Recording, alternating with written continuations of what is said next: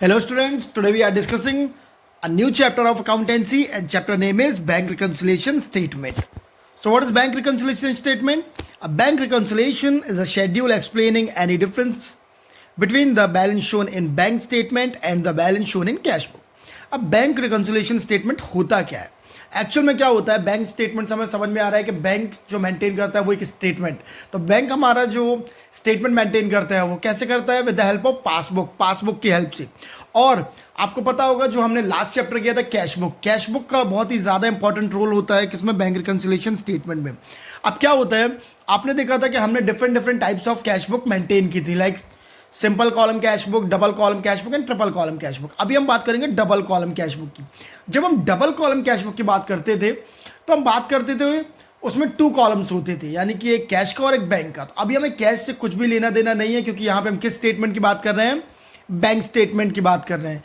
तो जो cash book में बैंक कॉलम होता था, अब हम उसकी बात करेंगे, यानी कि जो एक बिजनेसमैन होता है वो क्या मेंटेन करता है? Cash book. और कैश बुक में भी हम किस अकाउंट की बात कर रहे हैं? उसके बैंक अकाउंट की बात कर रहे हैं, जो वो एज पर कैश बुक बनाता था। क्लियर? और बैंक क्या मेंटेन करती है? Bank statement with the help of passbook. अब कई बार क्या होता है कि जो आपकी कैश बुक होती है और जो आपकी बैंक पासबुक होती है, दोनों में डिफरेंस होता है। क्लियर? अब उन दोनों में डिफरेंस के बहुत सारे रीजंस हो सकते हैं, क्योंकि हर कोई चाहेगा जो उसका कैश बुक में जो उसका बैंक कॉलम है, जो उसका टोटल है, और जो बैंक स्टेटमेंट मेंटेन कर रही है जो बैंक का टोटल है, दोनों में बैंक का टोटल सेम होना चाहिए। हमें यही टैली करना है।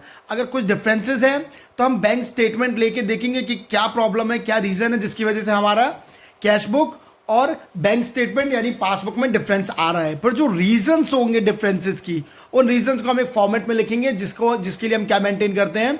Bank reconciliation statement. चलिए अब हम आगे बढ़ते हैं।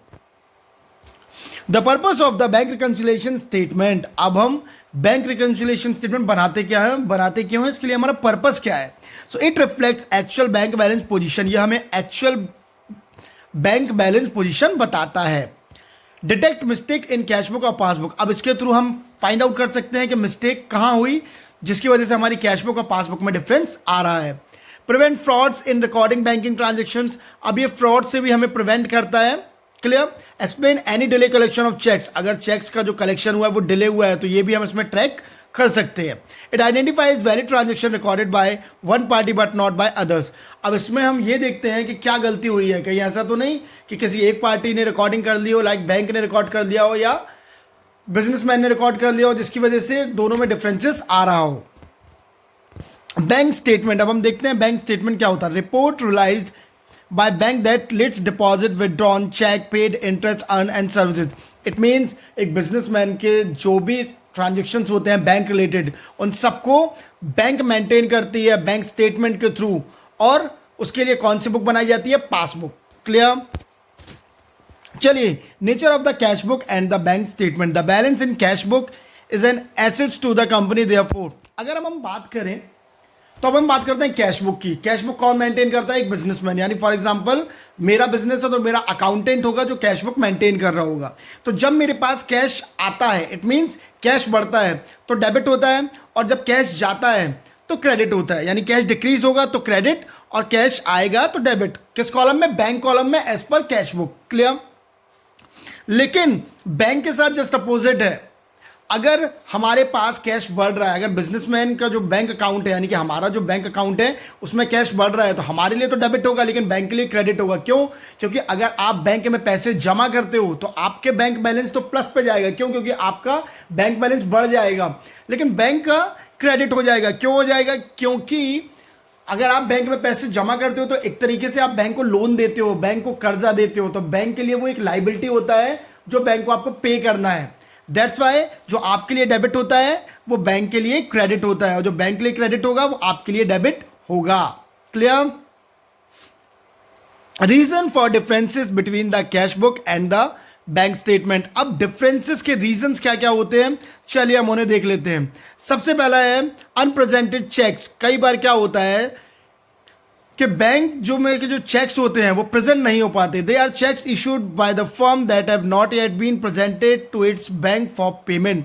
अब कई बार क्या होता है, फॉर एग्जांपल मैं एक बिजनेसमैन हूं, मैं अपनी कैश बुक मेंटेन करता हूं, उसमें बैंक का कॉलम अलग है। क्लियर। और बैंक में जो मेरा अकाउंट है वो मेरे लिए पासबुक मेंटेन करते हैं।